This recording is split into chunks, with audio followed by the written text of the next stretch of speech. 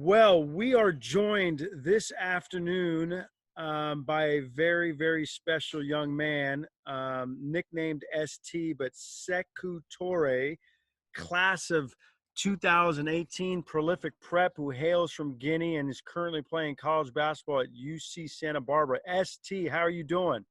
I'm doing good, coach. How are you? Good. Quarantine life. You got the hair. You Yeah, got the little extra color in the hair, but you always been unique. So where are you know right now? So you're currently I'm, in Southern California. yes, I'm in Southern California. I'm here for some workout. So I got an opportunity to work with some people here. Take me back. You're in an airplane from Guinea, headed to San Francisco. Maybe one of the first players from Guinea to maybe play in the United States at the national prep level. Like, what was going through your mind? Hey man, like I could write a book about my story, man, and it was a crazy feeling. Like I got here, with this, I was confused and like I was scared because I never like been away from my family, and I didn't know what it's still like over here because it's like a different world. So I'm like, okay, like I don't know, whatever. We see how it goes, and you know, I met you at the airport. You come to pick me up, and crazy because I didn't go straight to my host family. I went like we had like camping stuff at and in the mountain and stuff. So we went straight there for a couple of days. Came back, went to Judge Jackson's house for like a day, and then I finally went to my host family's house. So it was a crazy experience. But one thing that like made me super confident was like you were speaking French, so I had somebody to talk to. And Oh, coming here like no knowing a lot of English and I was scared for that too. Like I'm like okay, like I knew a little bit. Like it wasn't like I didn't know none. I just knew a little bit, but um, having somebody that talked like in French like you is was just like I'm like okay, I'm in good hands from that point on. Like it was blindfolded trust, and I just going with the flow. yeah. And I think I was a little selfish because I want to practice my French with other people besides my mom. And Yeah. yet you're here and you need to be practicing your English. So it's almost like uh, I'm not doing you a favor by speaking French, but I am right away to break down the barrier because I am French. When you say you can write a book, I mean, from your basketball experiences to injury Mhm. to immigration, Yeah, being yeah. stuck, losing your passport, being being stuck in Canada, co- Vancouver, man. college basketball, the grind session defensive player of the year, Wow. all your teammates. I mean, you're probably right. A book, as a movie, man. Tell me a couple things you can reflect on back in your 3-year prolific prep career. The first thing I would say was when I got like my first day with the team, and Wow. I had no idea who like George Jackson was, or like Devin Daniels, or like Vance Jackson. Abuki Ja. I didn't know who these guys are. Like I'm just coming from Africa. I have no clue. And well, oh, chinging. And when I saw Amadou, I'm like, oh, this guy. I met Amadou at the basketball camp. I'm like, I know someone. I was so excited.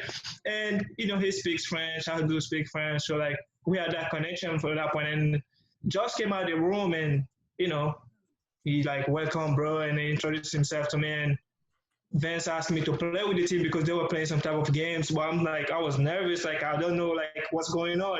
It's my first time. So that was like a big moment. Like that was a good part of me. Like the transition like from Africa to here and integrating the team, and that was like really like huge. And the way the guy like approached me, the way like from that day they wanted me to be like part of the team. They wanted me to play games with them. Like it was just like huge. And you have played with some big time teammates. I didn't realize you had met Amadou at a camp before in Mali or in Guinea. In Mali, when I went for the camp, I met Amadou there, and we were both like we're part of the best team of like the camp. So Yeah. I was supposed to come to the US at the same time, but at that moment it was like the Ebola outbreak was in Guinea when it Oh. started, and then everything screwed up. Like they closed out the embassies and stuff. There was no visa agreement, so he came a year before I did. But yeah, going back to what you said, like I play with some great players. Like so that today I see like watch NBA games and I see these guys playing. I'm like, I play this guy. I play with this guy. I play against this guy. I play against this guy. But like, it's just been crazy, man. Like, it's been crazy. With all the good teammates you had that were talented, you were just as talented. Like the college transition, I mean, it must have been an okay transition. Yeah, definitely, definitely. Like, I didn't have a lot of problems in college. Like you said, like prolific transition to college was just huge because, like, it was a huge. Prolific is a big program. It's not regular high school games. You playing with like guys that like been playing the Team USA, guys that have like so much experience and like prolific is like college. I would say like it's like college level because like I could play with that. I could take that team over like a lot of like any college teams out of here. I don't care. Like that team, like best I've been part of like they were the best team I've ever been part of. Like we got guys like Josh, Abu, Devin, like Vance, Amadou, um, Gary Trent. Trent, like Paul Scruggs, like we got like, guys that been killing in college and they're in the league right now. So like I could take that team over any team in the, like in college. I think you, Onyenyechi Aisi, and Amadou Sow played Mm-hmm. with 4 McDonald's All-Americans. You played with Josh Jackson, who's a 2016 McDonald's All-American at Prolific. You played with Gary Trent Jr., a 2017 McDonald's All-American at Prolific. You played with Yep. Jordan Brown, who's a 2018 McDonald's All-American at Prolific. And you Yep. played Namari. Memorial, yep. He was Yep. a sophomore with you Yeah. playing all those minutes in the backcourt. We needed you and Namari because guys got hurt. They needed you just as much as you needed them. Yeah, definitely. Yeah. Like Namori, like the story with Namori is like he came like super young. I remember that one time at Great Church practice. It Yeah. was his first day, like I had no clue who he was and we were playing like pick up like a quick 5-on-5 game after like team meeting we had and I didn't know who Namori was, and this guy just come up and just pull up like quick threes. I'm like, oh, wait a minute, who is this guy? And then Coach Billy was like, if I was you, I wouldn't let that guy shoot the ball. I'm like, I'm closer to him, man. Coach That- Billy trying to give you a scouting report on Namari. if I was you, I would be a little closer to him because he can shoot that thing. And from that point on, me and Namori relationship just went up. And playing with him in the backcourt with Jonathan Williams that last year of my high school like career was just unbelievable. You're an international student, right? Speaking 3 languages, but you actually helped the American kids transition because it was hard. It wasn't easy. They didn't know the level of basketball, and they were good players, right? Yeah. But the level of basketball on the grind session, the national tournaments we played, and here comes Jordan Brown and Nathan Williams and some of these guys where you actually helped them even though you're an international student. Kind of ironic and unique. Definitely. That goes along with like the off court stuff because we had like group chat where we could like go hang out, go watch some football, like high school football games, or like do some fun stuff out just to make them feel like they're part of the family, they're part of the culture and everything. So like we're like wide open to anybody. So we didn't have no problem like with people coming in and like he was just like, bro, like we have one goal. We're just trying to achieve something for this program because like it's a life changing program. So like it was just easy. Like we didn't do much. It was just easy because like everybody was open and we all had the same like mindset and everything. The 3 things that your teammates talked about was 1, the competitive practices, 2, off the court, going to all the trips and on the airplanes and car rides and freezing cold Kentucky or Ohio or playing in the Bahamas or playing somewhere, the trips and all the stuff that happened off the court on the trips. And then the third thing they really reflected on was the actual competition in games where you finally just get to unload on someone else, even though the competition is high. I mean, you guarded Jamal Murray a lottery pick, and you had to guard Thon Maker and switches, and you had to guard Miles Bridges, and I mean NBA guy after NBA guy. But the three things your teammates talked about were competitive practices, the trips, the different stories, and just hanging out with different guys in different airports, and snowball fights in Bahamas, going to the embassy, and then the actual game competition on the grind session and our national schedule, because we play a national schedule. What are some of the things you remember? Yo, well, it's crazy, man. Like talking about them practices, like I remember, like once a while there was always like fight going on, like Yeah. trash talking every day. You know, like if you got when you got a guy like Abuki Jab on the team, there's gonna be a trash talking. Gary Trent, if he's watching this, Gary, I still remember you talking trash to me at practice. So Yeah. it was really like it was tough, but like at the end of the day, we're pushing each other like to get better. So I remember one time I was playing Gary, and after practice we played 1-on-1. It was like a lot of like trash talking and stuff, and he was trying to like do his stuff. I was trying to guard, and it was tough. And at the end of practice, I'm like, man, like you tough to guard because like you got good like you got big body, like you can shoot, like he's like, tell Coach Billy that. I'm like, okay. But it's like, hey, man, I respect, like, respect, like, your defense is, oof. But like, at the end, we're pushing each other to get better. And traveling was just like fun. We had like a lot of fun. Like, I remember me, Lucas, and Ethan sitting on the plane and just making fun of Coach Phil. Remember, like you said, like Coach Phil said he loves touch passes, touch passes, touch passes. Oh, I love touch passes. I love touch passes. So like we were all like, it was just like fun. Like it was super fun. Like going to Kentucky, like at Melani's house. She's such a wonderful lady. Like taking care of the team like that for years. And her and her family. Thank you again if like you're watching this. So like, Melanie. I mean, you had all these different families. Like you had a host family that really, really took care of you. And then you had your teammates' host families that loved you a ton. That was organic. And then we had host families on the road with Melanie Burkine and her family. And then, you have your extended family with like Robert Haynes and, the different families in Napa. And then Justine Leone and her staff, at Napa Christian, because Justine is, she's like a mom to all of you, right? I mean, talking about her, she texted me the other day, like, I miss you. What you doing? Why you come see me? I'm like, oh, I'm in trouble.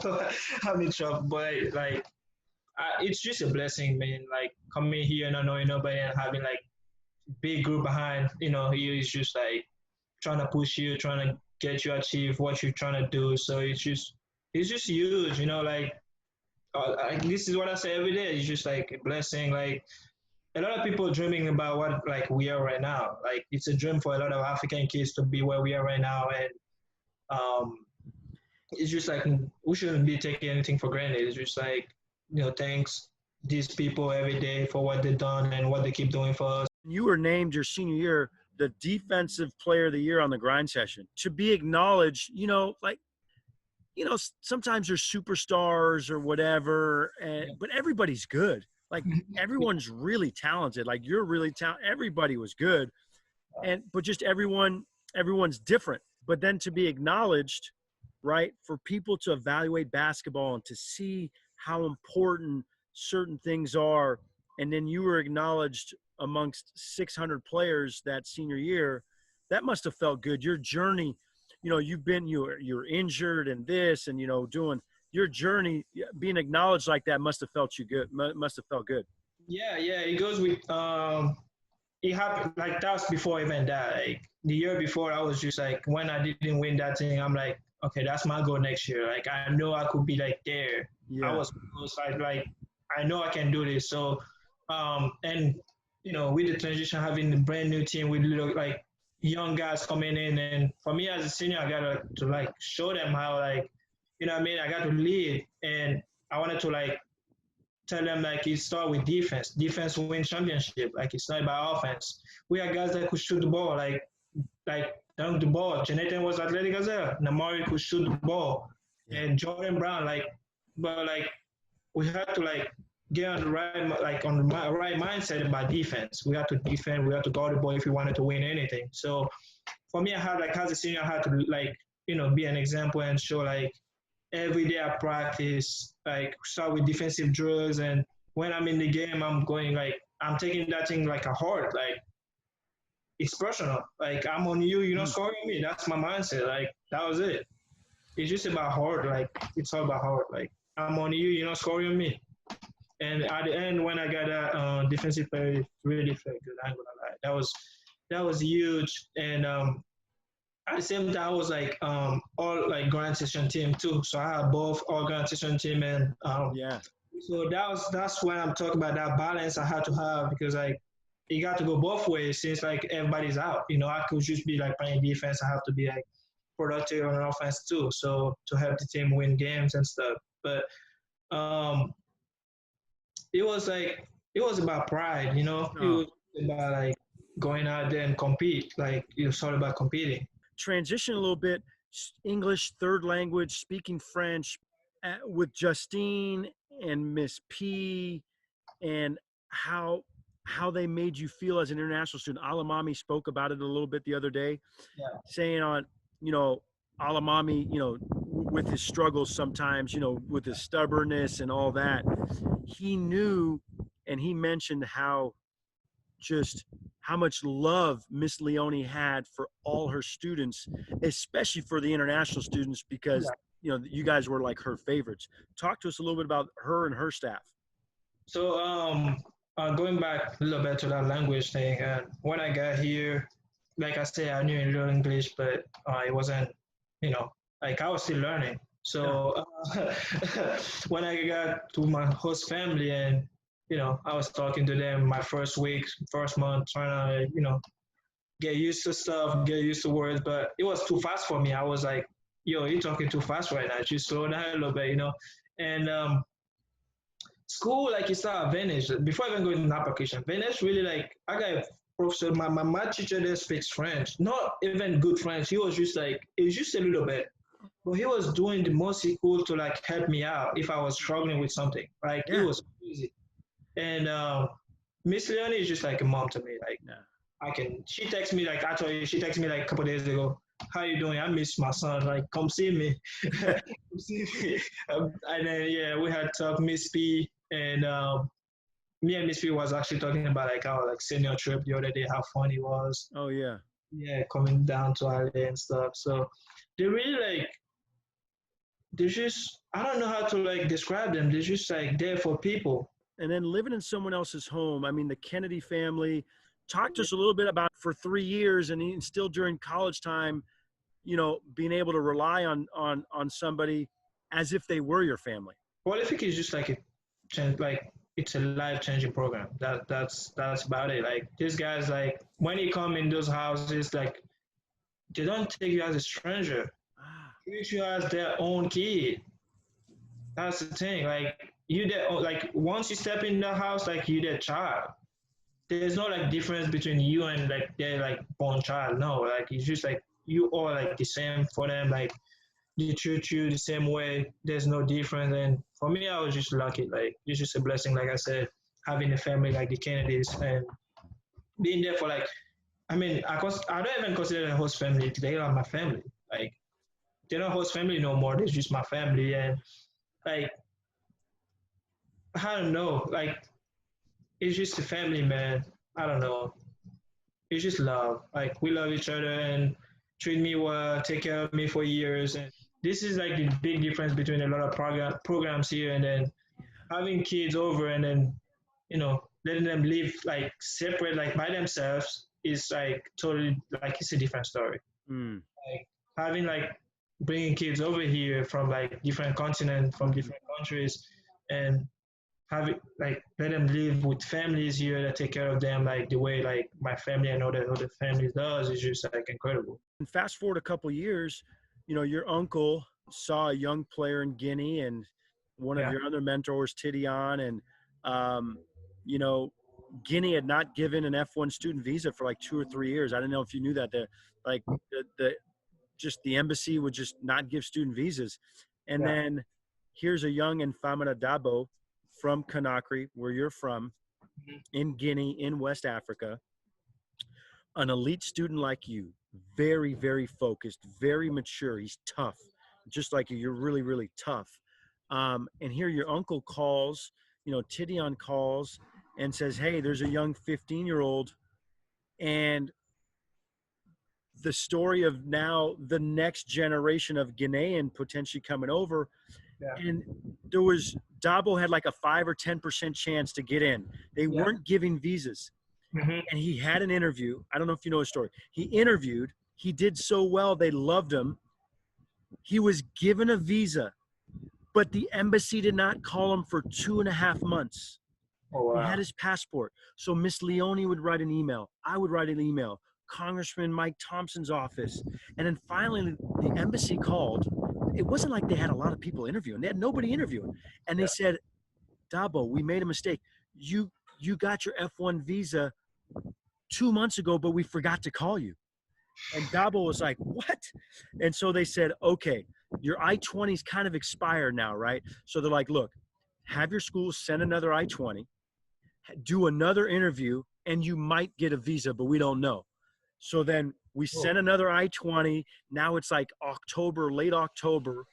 And then he gets his I-20, he interviews again, and then silence for 48 hours. Usually you get a call like the next day, right? Yeah. They give you a little paper or slip. And then 3 days later, they call him and they say, got a visa. And then he gets on a plane November 23rd, whatever. He gets here, same thing. I pick him up from the airport, right? Yeah. We're speaking French, and he's starving. And so we go to In-N-Out, and then here's the next generation of STs, the Sekou Toures from Guinea. Yeah. And he's now in our program in Napa. That's crazy. That is crazy. Because you guys opened the doors for so many.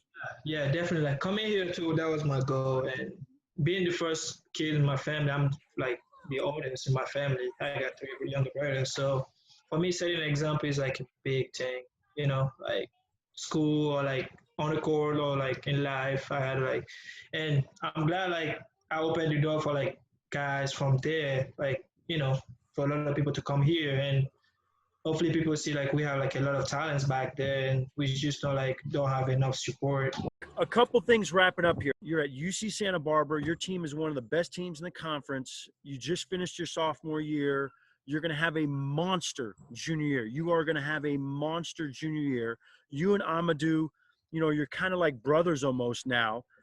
You've been through your journey together, 5 years going on 6 now. Any advice for the younger kids, American, international, they're a sophomore, junior in high school or whatever, any advice for them? One thing I would say is just be yourself wherever you go, whatever you do. Don't let anybody change you. Don't let anybody put you down, because adversity is going to hit. People are going to say what you don't want to hear. People are going to sleep on you. People are going to, they're going to pick other people over you, but just stay focused, do your thing, and just stay locked in. Be you. That's all I can say. Just be you. Don't let anybody change you or anything change you. If you had a message to like the Napa community, all the people that you've come across in your 3 years, and still now going on year 5 because you still spend time in Napa. I mean, you were in Napa yesterday and just drove down to LA. What would be the message to the community that you've interacted with over the last 5 years? Just thank you. Thank you for everything. Thank you for, letting us being part of you guys' community. Thank you for supporting us, like in high school, college, and like you guys' family. Like, I feel like I have a whole another like family in Napa. It's not only my host family, but like I got like people from all over, from like school, like Robbie, and I got like plenty of people down there that just keep pushing me every day, trying to push me to get where I want to be.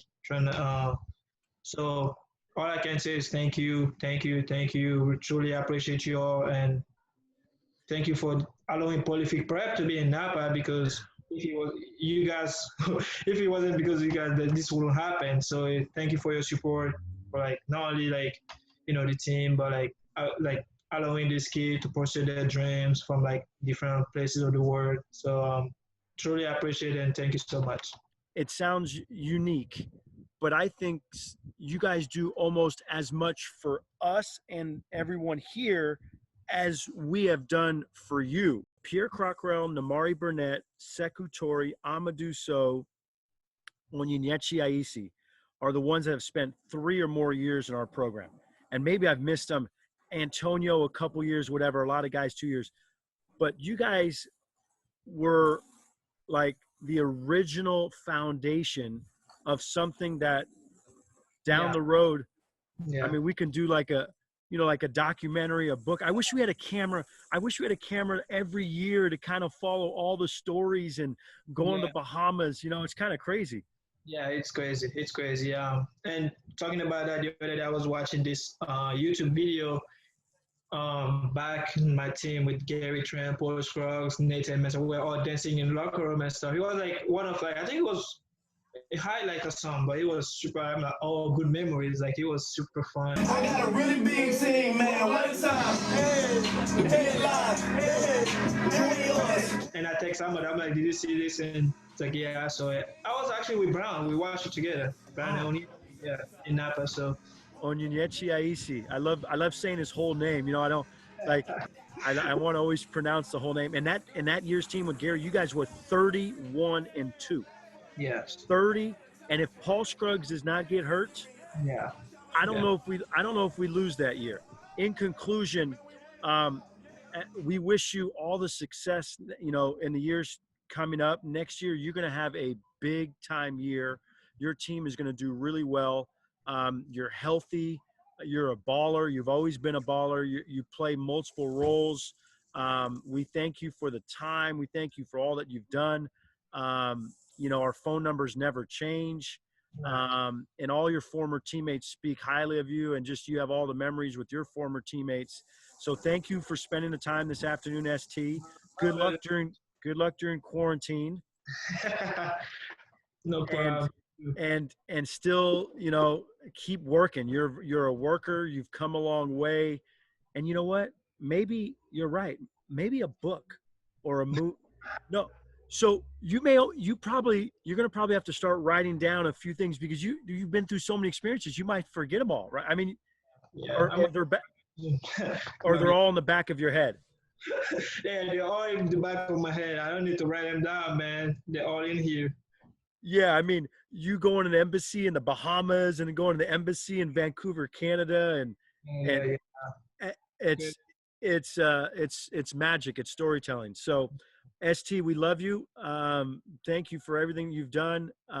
You keep being you, and Yes. we'll talk shortly. Thank you, Coach.